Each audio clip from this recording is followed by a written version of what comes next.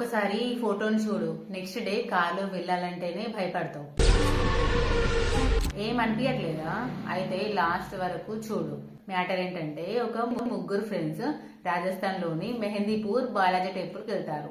Temple ఎంత dangerous అంటే, అక్కడ దయ్యాన్ని వదిలేయడం, ఆత్మల్ని వదిలేయడం ఇలాంటి కార్యక్రమాలన్నీ జరుగుతుంటాయి. అయితే మనోళ్ళు ఆ టెంపుల్ కి వెళ్తారు. అక్కడ జరిగే విచిత్ర కార్యక్రమాలన్నీ చూస్తారు, నవ్వుకుంటారు, భయపడతారు.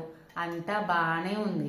కట్ చేస్తే రిటర్న్ వచ్చే టైంలో వాళ్ళ కార్ ని పోల్ కి గుద్దేస్తారు. దిగి చూస్తే ఆ రోడ్ లో వాళ్ళు తప్పితే ఇంకెవ్వరూ ఉండరు. మనోళ్ళు ఆల్రెడీ అక్కడ గుడిలో చూడాల్సినవన్నీ చూశారు. భయంతో ఇంకేం చేయాలో తెలియక వాళ్ళ ఫ్రెండ్ కి ఫోటో తీసి పంపిస్తారు.